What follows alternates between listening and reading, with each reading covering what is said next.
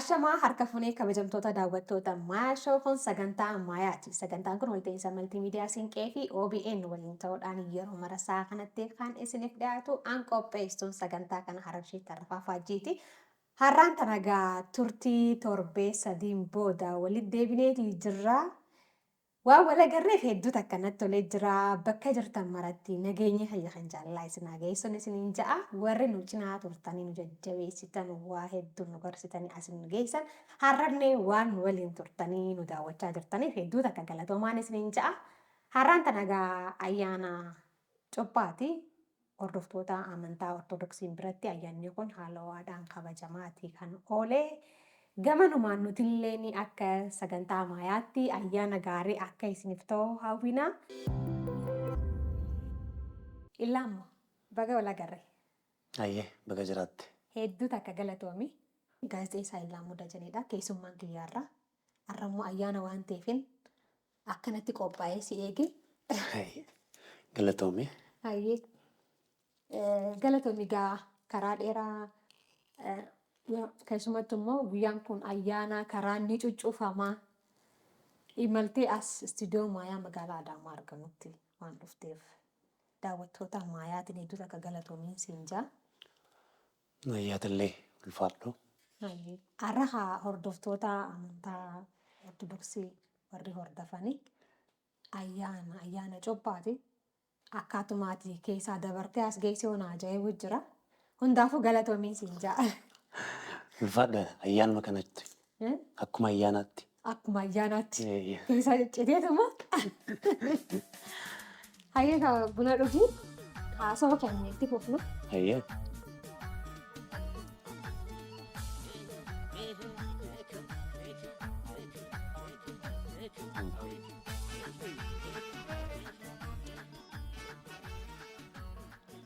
Daawwattoonni egaa isinillee bakka jirtanitti nageenya keessanaa isin jeetiin jira. Kottaa isinis buna dhugaadha. Har'ee daanuu buna danfisuun ni beekti akkanaan hin jenne.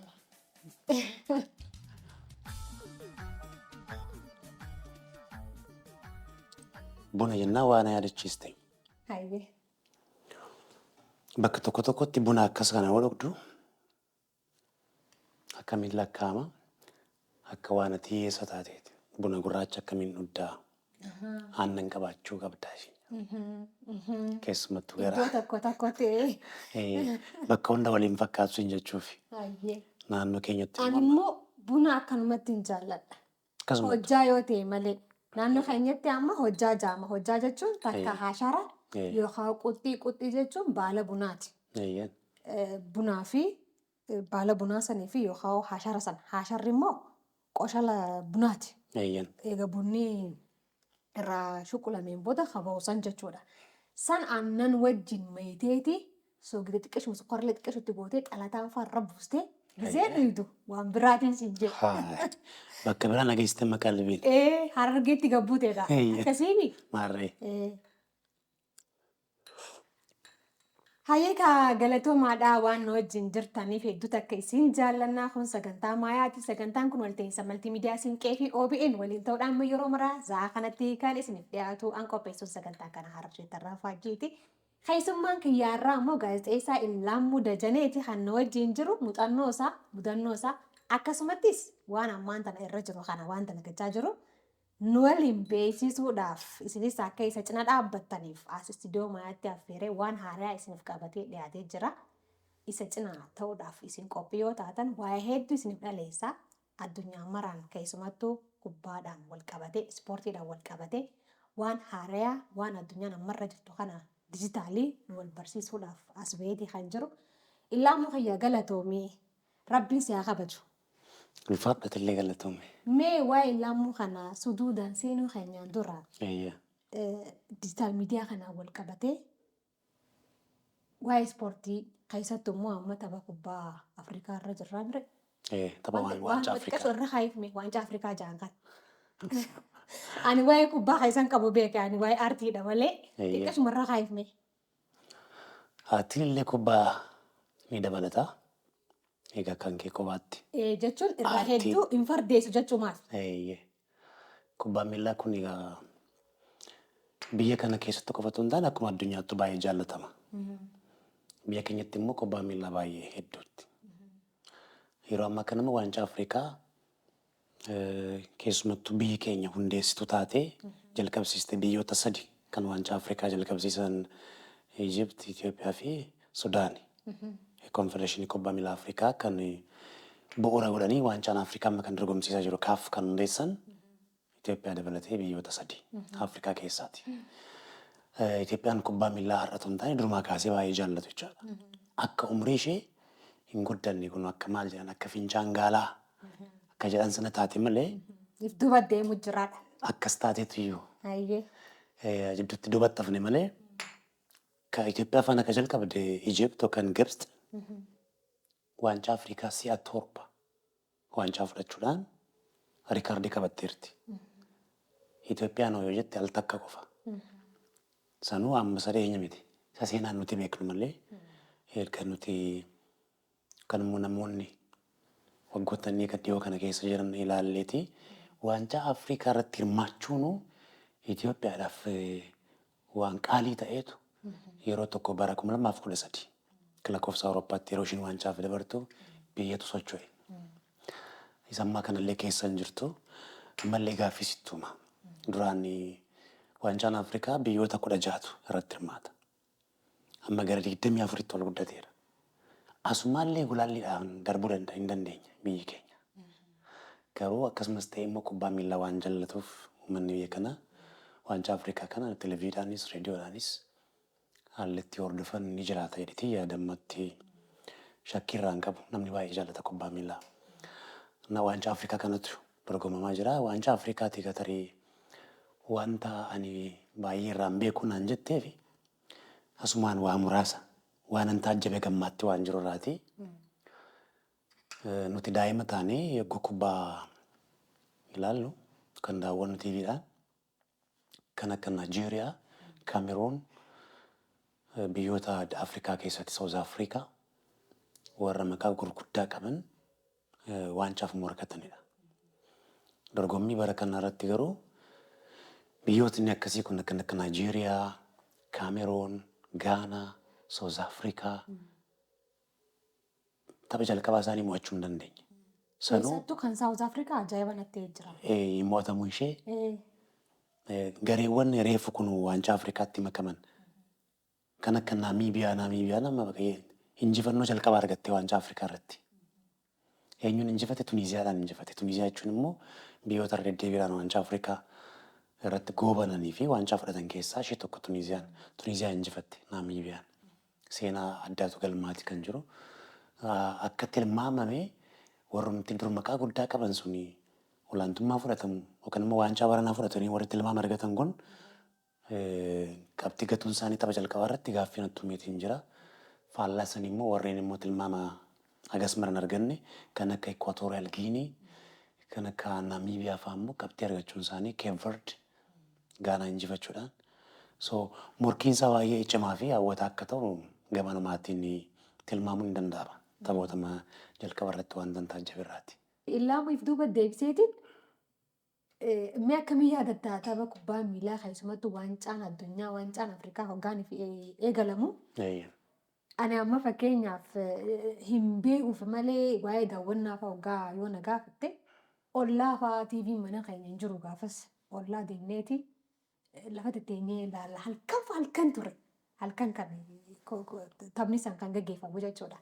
Illaamuun yaadannoo addaa qabaa dhiiroo kanaan wal qabate. Sirma jette bakkee hunda amma kan gudaritti kan guddadheen irratti guddate so televiziyooniin yeroo jalqaba mana magaalaa gudar dhufu hoteelota muraasa lakkoofsaan kan beekaman keessa malee mana nama dhuunfaatiyyuu hin seenne eeggus waancaa addunyaa tapha sana yaadadha Faransaay fi Deenmaark. Firaans fi Deenmaark tapha sana 4-3 kan xumurame tokko.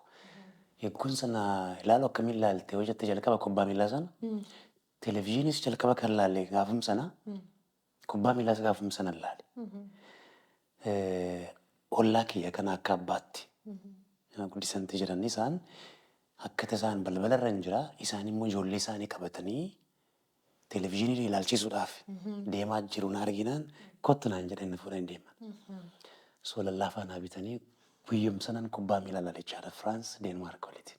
Ergasiitii yeroo hundaa waa'ee kubbaa miilaa ilaaluu daawwachuu kubbaa miilaa taphachuu caalatti na onnachiise jechaadha. Akkamii gisee taphattu sana kamitti taphachuu turte? Nama baay'ee cimaa ture immoo nama akkamii turte tapha kubbaa miilaa keessaa amma namoonni immoo taphataami. Ati nama akkamii turte? Waa dubbachuuf anillee ergaan umriin koo ol siqeetiin taphanne. Yeroo elementarii jiru garuu keessumattuu kutaa 6, 7, 8 fa'aa kun jiru itti isaan ture. So saniin na beekaan gareen inni keessa jiru yeroo sanatti maal kunu pilaastika irraatii achi immoo waan akka bilicnicii wayii jirti kan qodaa wanni keessaa baatu. Isheedhaan bareechine waancaa tolfanneet isheedhaaf falmanna. Gusana ani garee keessa seenennaan ittisaadha. Taphattoonni injifataan warreen nuun morkatan ni rakkatu. Salphaatti na biran darban. Sanirra immoo darbee rukuttaa adabbii fa'aa peenaaltii fa'aa argannaani inni kan makiyya. Ajaa'iba. Qabiin fandisaallee daabboos Ayyee. qabiin nyaadhu. Ayyee. Amma moo fedhiin san jaalalli kubbaa san ol guddateeti sadarkaa ammarra ga'ee jirtu kana waan amma daleetu kana si ga'ee jira onnanni san fedhiin san jechuudha. Ayyee. Ammaan tana illaamuuni waan ta'e nuu fidee jira. Waan addunyaa wajjin waliin nu oofuu danda'u waan yeroon barbaadu wajjin Sirrii. bakka abbaan jirutti ani irraa haasa'uun fedhu addunyaa irraa haasa'e. Egaa wanti akka nuti akka kubbaa miillaas haa ta'u akka hawaasaattu wanti nama akka waraana biyya tokkotti nama fayyadu miidiyaadha.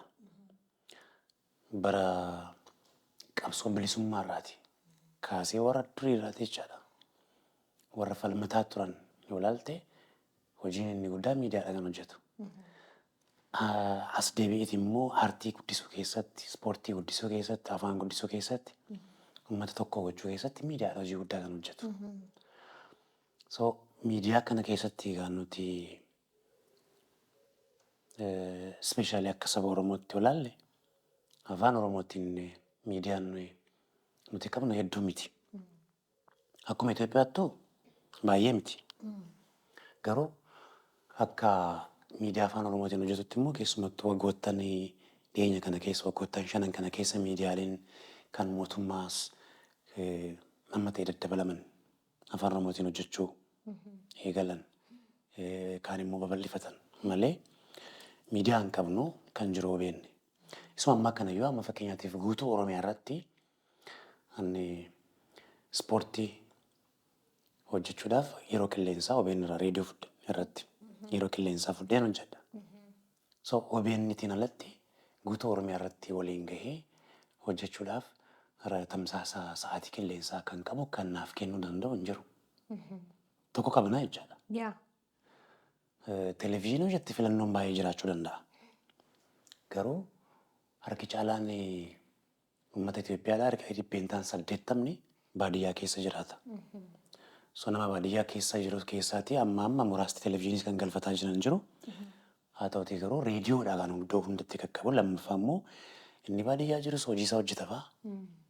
Inni karaa deemus malarratuma jiru reediyoo caqasa. Hojiin hiikwachaa. Yeroo qabaatti immoo akkana immoo teessee immoo televezyiiniis hin laalta.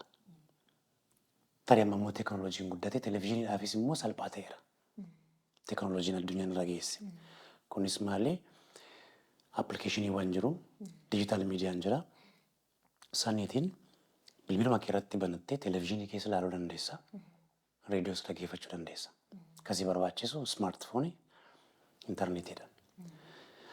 Bifa sanaatiin olaalle egaa biyya kana keessatti jalqabameera yoo jenne amma tokko televezyiinii kana karaa sooshaal miidiyaa kan dabarsuun ni jira.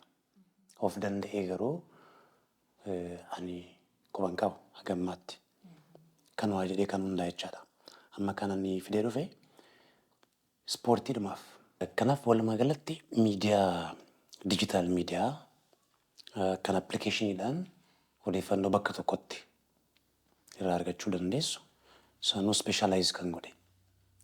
sanarratti kan fuulleeffatu appilikeeshinii tokko istuudiyoo sanaaf ta'u qabadheetiin jira.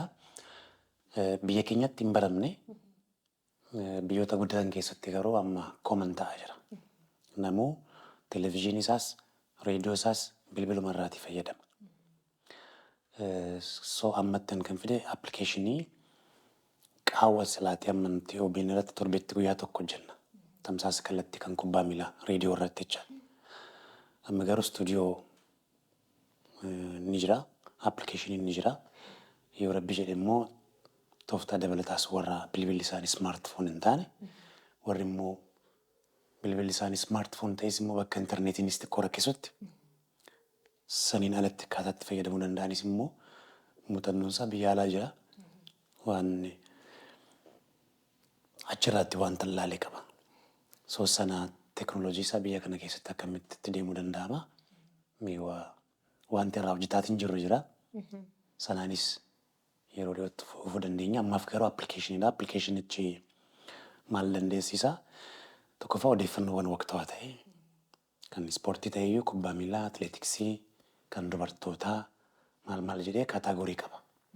Dameewwan hundaa'uu kan hammatee tokkotti haala salphaa ta'een bilbila isaaniirraa banatanii dubbisuu danda'u. aappii sanbichaa gosuudhaan banatanii kan ittiin fayyadamuu danda'an bakka jiranitti jechuudha. Achirratti dubbisuu danda'u. Reediyoos immoo qabachuma irratti appilikeeshinichi. So reediyoo isaas dhaggeeffachuu danda'u. Taariitii futbool koomentirii yookaan immoo tamsaasa kallattii kubbaa miilaan dirree ispoortii reediyoo OBN irratti torbeetti guyyaa tokko dhiyeessina. Kan booddee garuu torbeetti guyyaa tokko qofa osoo hin taane taariitii yeroo kubbaan jiru marayyuu haga humni keenya danda'etti aappii sanirraa argachuu hin danda'amu jechuudha. Bifa kanaan itti deemne. Kana qabannee dhiyaanne sanaatiin isaan biraa qaqqabuuf deemna jechuudha. Hayyee kabajamtoota daawwattoota Maayaa Show kun sagantaa Maayaati. Sagantaan kun walta'iinsa maltiimiidiyaa Siinqee fi OBN waliin ta'uudhaan kan isiniif dhiyaachaa jiru. An qopheessuun sagantaa kana Harshee Tarrafaati. Keessummaan kiyyaarraa immoo gaazexeessaa keessumattuu immoo gaazexeessaa ispoortii irratti hedduu kan isin beektan. Irra caalaa immoo sagalee isaatiin kan beektan jechuudha. Hedduu Dilas TV irratti illee nama mul'atu miti. Hojii isaatu garuu karaa raadiyoo karaa gurra keessaniin dhufa jechuudha. Muuxannoo isaarraa waan inni keessa dabre irraa waa hedduu irraa haasa'uudhaan ganaa deemna. Hanga tokko irraa qiqqicannee jirraati. Hamma maayii sagantaa keenyatti nu wajjin turaan isiniin ja'a. YouTube Maayaa TV Show like, subscribe, share gochuu hin dagatinaan isiniin ja'a. Warri ayyaana Cuuphaa kabajaa jirtan immoo ayyaana gaariin isiniif hawwa. Turtiin keenya ammallee itti fufaa nu faana ta'an isiniin ja'a. Reedoon faanaa kanaan immoo nama guddaatu ka'a.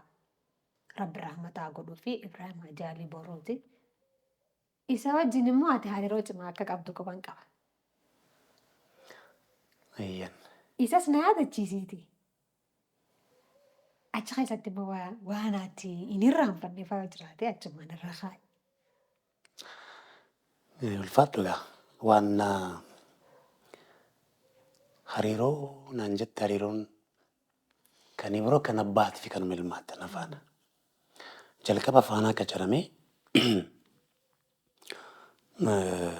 waliigaltee hojii erga raawwattee booddee kattisaan yaadadha wiixata guyyaansaa yookaan immoo gaafa caasaa gaafa dhufu editor in chief kan ture Idris Guddatu dhuftee naan jee maal daree seen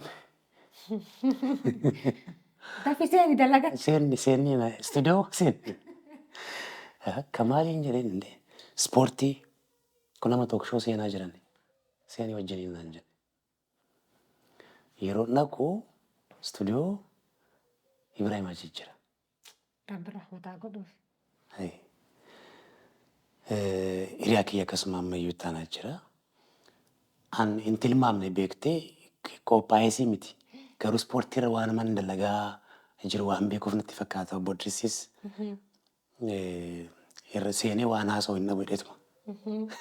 Seenaan jedhee sun hin dagaddu yeroo kamuu odoo natti himamee macallisee nama istuudiyoo gaaf sana wajjiniin seene. Hojii koo tokko jedhee kana jalqabee tamsaasa kallattii marii ispoortii kan raadiyoo faanaa Ibrahim Hajaalii Boruu fi ammayyuu taanaa waliin taane saniin jalqabee san yeroo kamuu hin irraanfadhu. Sagantaan san waa'ee maalii akka ta'e ni yaadatta dhiiroo?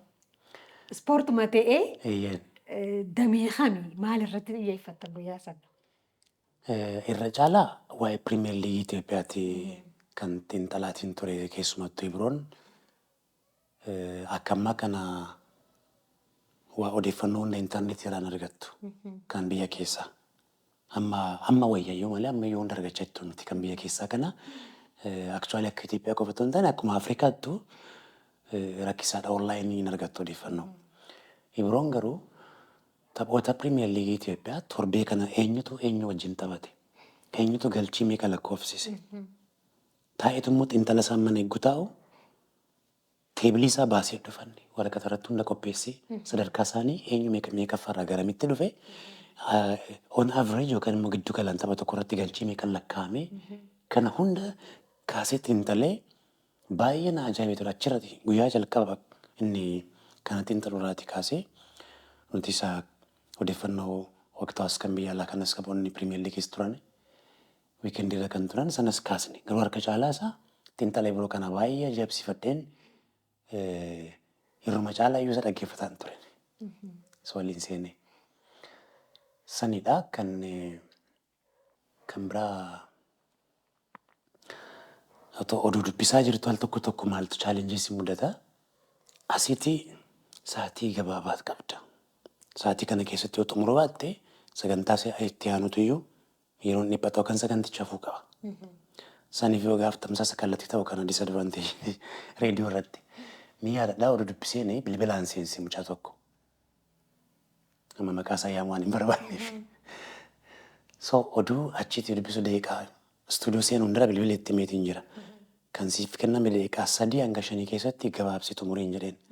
Sagantaan itti hirmaate jila pirezidaantiin Oromiyaa irratti hirmaate waa'ee horsiisee bultootaa natti fakkaatan yaadadha guyyaa sana. Sagantaa sana irratti hirmaatetu odeeffannoo qindeesseetu daqiiqaa 3 hanga 5 sana caaluun qabduun jedheen. Tole jedhe seene. San booddee bilbilaan hin haasaa hin xumuru. Daqiiqaan 5 darbe 6 darbe maaliin godha dhiphadhe ammas. Ammas akkaniin kun yaada isaatu addaan citaa odeeffannoon si guutuu hin ta'u inni immoo gabaabsuu hin dandeenye. Jidduu kanatti asii editarri akka hin taane inni ilaalanan yookaan kutiidha. Dhaabi jedha kuti.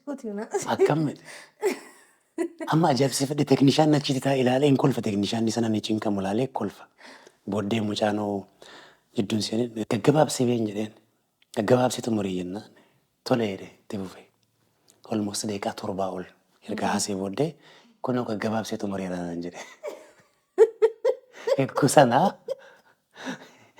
kolfa koo to'achuu hin dandeenye. Nama reediyoo sana dhaggeeffataa jiruu fi ijoolleen kun har'a immoo dubbisuu dhiistee kolfitee jechuu danda'a yeroo sanatti nama baneef. Garuu adeemsa ture nama hordofuuf kan immoo achi keessa waan jiru rakkoo sana nama hubatutu iyyuu si hubachuu danda'a. Egaa oduutu dubbistuu sirraan eegamu qaba kolfita jedhame. Al tokko immoo si miliqa akkasitti. Ni qonnama ni mudata. Anyhow achi eega faanarraa baate booda immoo ammas irra deebi'ee Rabbi rahmataa godhuuf hin jaa Ibrahim Ajaabi boroo waliin ta'uudhaani futbool koomentarii eegaltan. Aksiin? Eeyyan waggaa 2 wayii akkas kan dalagee booddee Ibroo wajjin achitti sirriitti wal barree qaamaan jechuu goote. San booddee ispoortii kana marii qofa gootuu hin taane maaliif tamsaasa kallattiitiin futbool koomentarii kan hojjennu. Yaada jedhu dhiyeessee fi Ibroonis yeroo sanaan biyyattii anas ture. Yaada sanaa walii galle sanumaatiin proposaalaa qopheessinee gara OBN dhaqnee achirraan eegallechaadha. 3 taanee jalqabne yeroo sanatti. Hedduu bareedaadha. Tarii namni tokko hoggaanii fi halaala nama halaalu milkaa'inni yookaan bu'aan wayii dafee waan dhufu hoggaanii fi barbaadan yoosuma waan argamu itti fakkaachuu mala. Aarsaan kaffalamu imalli garuu dheeraadha. Sana keessatti waan barbaadan sana argachuutu jira. Dhiiroo daawwattoonni keenya waan irraa baratanii. Inni guddaan yaada tokko qabatanii sana dalaguu nan danda'a jedhanii of amansiisudha. Yoo danda'an immoo amma humni ofii nama danda'e itti deemudha, daangeffamuu miti. Kabajamtoota daawwattoota keenya akka daawwachaatiin jirtan sagantaa maatii sagantaan kun walta'iinsa maltiimiidiyaa Siinqee fi OBN waliin ta'uudhaan kan isiniif dhaleeffamaatiin jiru aan qopheessuun sagantaa kana Arabshee Tarafaa Faajjiiti. Keessummaan kiyyaarraa gaazexeessaa ispoortii Ilammuu Dajaneetu nu waliin jira. Waa hedduu irraa haasa'uu jirra. Yerootu nama daangeessan malee kana caalaa mudannoo fi dandeettii isaa waan inni keessa dabreeffa waa hedduu irraa haasa'uu dandeenya. Amma immoo mee suuraawwan muraasa takka waliin daawwannee daawwattoota keenya waliin daawwanneeti. Eessa maal si yaadachiisan fa'aa waan jirusan irraa haasa'uu deemna jechuudha. Qophiidha. Suuraan baay'ee ajaa'iba natti ta'e tokko kana. Dhiiroo suuraan kun maali? Ilaamuun maal ta'eeti bakka kanatti? Tarii nama waggoota muraasa dura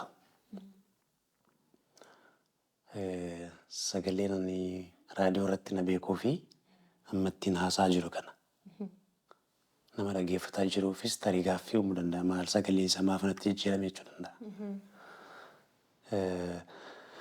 Akka lakkoofsa Awurooppaa Oogast 2019 keessa sarjarii morma kanarratti naaf hojjetamee ture. Kunis maalii waan takka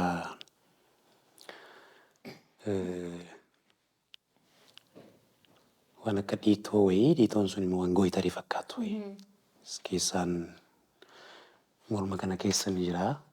Sun sarjariidhaan ba'uu qaba naan jedhanii ogeeyyoonni yeroo sana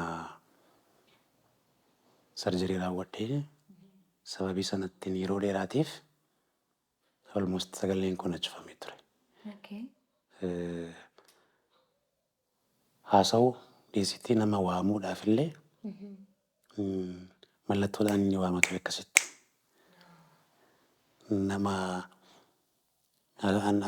kutaa kiyya ciisee fuuldura nama jiru waamuu namuu nan dhaga'u. Kanaaf mallattoon kanaatiin waama. Adeemsa keessa immoo gara foorichuutti hin jalqabe. Sunis maalirraa kaasite yeroo sarjarii naaf hojjetanii medical fault jedhuun afaan isaaniitiin. Sunis maali yeroo hojjetan gaa of eeggannoo cimaa yoo hin godhiini kana keessa maashaalee hedduutu jira, hidda hedduutu jira. Hidda yookaan immoo narviiwwan jiran kana keessa yeroo sarjarii hojjetan baay'ee xixiqqoo waan ta'aniif meeshaalee ammayyaatiin sirriitti ilaalanii of eeggannoo yoo gochuu baatanii dogoggora akkasii darbee mudataa waan jedhu san booddee ogeeyyiin bira kanatti himan yeroo sana sababii sanaatiif vokaal koordii lamaan akkasii kan sagalee uumu. Normaalii barumsa sanaa kennichi keessatti hospitaala kan biraa tokko addasiitii dhaqee yoo laalu akkasii sagalee kan uumsoo karaa tokko kan jiru paarshaalii paaralaayizii ta'ee jechaadha dogoggora raawwatameetiin. Sanarraa kan ka'e haasa'uu hin danda'u ture. Egaa soosama jennee takka akkasitti takka immoo foorichuudhaan amma ijoolleen baay'eedha. Dalagaa kana deebi'ee jechuudha. Eeyyan. Yaa bakka rabbiin si fayyise. Amiin. Amiin. Suuraan kunoo. Suuraan kun. Yoomi nama ta'e nan beeka nama wajjin jirtu yeroon isaa yoomi. I think 2006 natti fakkaata achuma Faanaa Broadcasting Corporate talk show wajjin hojjennee. Ganna 10 dura. Achi yogguu baanu achuma dallaa sana keessatti suuraa wajjin kaanedha. Ibra wajjin jechuudha. Eeyyan. Hayyee har'aaf nugaa yeroo qabnu malee suuraawwan hedduudhaan harkatti qabadhee ture. Yerootu nama daangeessa ja'anii. Hanga silaa waan irra haasa'uu qabna Ilammuu wajjin jee waan hin yaade. Hedduusaa irra haasa'uudhaaf yookaan immoo si gaafachuudhaaf akka irra haasa'u haala mijeessuudhaaf yaaleetiin jira. Tarii Ilaamuun turtii hojii gaazexeessummaa kana keessatti wanni hin irraanfanne yaaba waan kana osoo hin dagadhu bara jireenya kiyya keessatti wanni jette yoo jiraate gabaabsitu warra nu kaayee. An waan biraa oduu hin taane kanuma Ibirootiin kaasa. Maaliif nama baay'eedhaaf bifa adda addaatiin barnoota waan ta'uuf. Guyyaa tokko istuudiyoo Adaamaa kana fuuf jira. So ammayyuun na jalaa barfate. Waan isa kun nama hin beeku. Deekaa 30 na jalaa barfate. So istuudiyootti immoo beektisa sakandii muraasa jechuun gatii guddaa qaba. Barfachuun qabdu. Qobuma kiyya seeneen hiriyaa kiyyaas cuma OBN ture nama humsaa Damaasuu waameen akkasitti qoba akka hin taane kodamma inni dhufutti seenee haasaatiin turree booda san booddee lolanitti kaase ammayyuutti. Jennaan hawwa ilaamu dhiisee irraa dhiisee. Ibroon. Waan ta'eemi isa fuulduraaf akka hin dalagne gorsi malee irra loliini. Kan dabreen darbatanii siin jedhu. Waan darbee jalan deemanii jedhan. Waan tokkicha darbe jalan deeman dhiisi. Lammataa obsa godhadhu. Obsa warroomanii jedha. Yeroo hundaa walaloo Ziyaadiyoonis kan hiriyaasaati. Obsan warroomanii obsa godhadhu. Jalan deeman dhiisi. Waa hedduu yeroo ati mufattee waa dubbachuu kaatu haboo dhiisi. Waan baay'een irraa baradhe. Waan bareedaa irra haasawitee hedduu akka galatoomiin siin jaa maayii irratti waan dhaammattu qabaatte. Wanni dhaammattu. Dhaammachuu illee otoo hin taane ati na gaafatte gammaatti. Ani ta'uu siin gaafatiin hin ba'u. Dhugaa hayyee. Arragaa gaafatamuuf hin deema daawwattoota keenya hayyee. Qormaata maaltu si mudatettee kan koo waa'ee fayyaa koo waa'ee hojii kee waa baay'ee na gaafatteerta. Anillee yeroo qabaadhee gaasiin gaafadhu garuu daqiiqaa lama tokko keessatti tibba kana keessatti waa si mudate sunni namaatiif kasaaraa mallaqaas haa ta'u qatiinsammuus haa ta'u guddaadha kan namarra geessisu.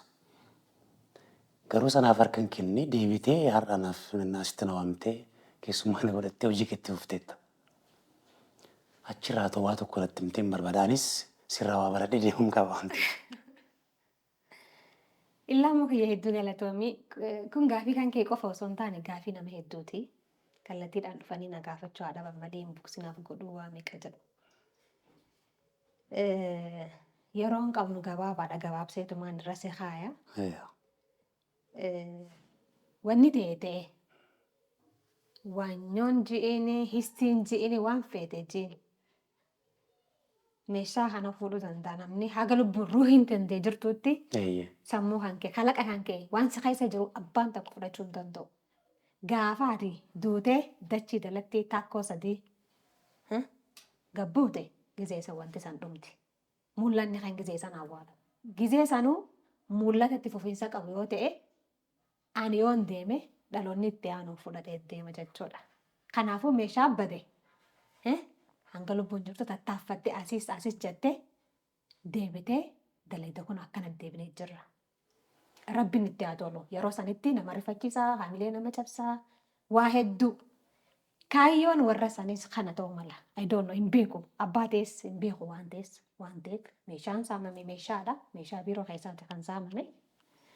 Meeshaa gojatta nama kaaniif sirriitti meeshaa jechuun meeshaa kaameraan baay'ee gulaalliidhaaf biiroo keessatti istuudiyoo keenyatti itti fayyadamnu meeshaawwan gurguddoo humna keenyatti nama biraatti xiqqaa ta'uu malti nuuf garuu waan guddoodha carraaqqii ganna meeqaan finne tattaaffannee finne kanaafuu warri fudhatee san isiintuu narraa wayya qaba jee haatee beekta.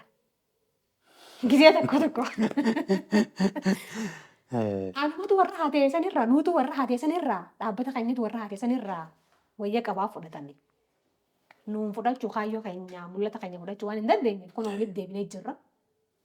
Imalli itti fufa. Nuti imaltoota amna dheeraati.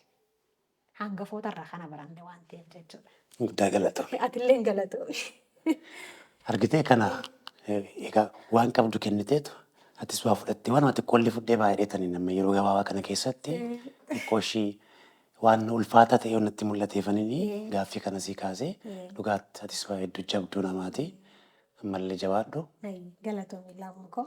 Hedduu galatoomi OBN illee nu obsee torbaan sadii nu obsee dhugaa daawwattoonni keenya maqaa daawwattoota maayaatiin ni galateeffadha. Walumaan hojjenna waan ta'eef gaafa rakkoon kun uumamu wal hubannee yeroo kana nu obsee turuu isaatiin hedduu takka galata guddaan galchuudha barbaada maqaa daawwattoota maayaatiin. Atilleen galatoomii akka carraa turtii torbaan sadiin booda istiidiyoo maayaatti argamne sanuu guyyaan ayyaana bakka jiran maratti ayyaana gaarii isaaniif haa ta'u jennee jirra. Kanaafuu waan kana caaluun akka walaa agarru abdii guddaadhaan qaba. Illaamuu kiyya xiqqashoo miira keessa yoo hin galee dhiifama naaf godhi. Nuti jenne rabbi haa jedhu. Rabbiin haa jedhu. Umrii dheertuu fayyaa guutuu si kannee kana caala immoo sagaleen kan kee kiiloolummaa qabu san sagalee kan kee reedoodhaan beeku san deebi'ee sirriitti jechuudha bakka deebi'ee akka wal agarru abdii guddaadhaan qaba. Jabaadhu jajjabaadhu umrii dheertuu fayyaa guutuu waliin siif haa kennu siin jaabbaleessa kiyya. Hayyee kaa daawwattoota keenya kan nu waliin turtanii nu daawwachaa turtan hundi keessanuu bakka jirtan maratti galata guddaadhaan irraa qabdanii hamma torbaanitti torbaan gaarii isin jechuu kiyyaan duraa sagantaa maayaan kunii maltiimiidiyaa siinqee fi OBN waliin ta'uudhaan kan isin dhaleeffamaatiin ture keessumaa kiyyaarraa gaazexeessaa ispoortiidhaa Illaamuu Dajanee waliin taanee an qopheessuun sagantaa kana har'ashee tarrafa isin bohaarsaa isin bashannansiisaa waan irraa qicattanii laata waan irraa hubattanii laata jennee deeqaawwan muraasaaf isin wajjin turreetii kan jirru hamma torbaanitti torban gaarii yuutuubii maayaa TV soo laayik sabskiraayib sheer gochuu hin dagatinaan isiniin jaa ulfaadhaa galatoomaa fayyaa ta'a.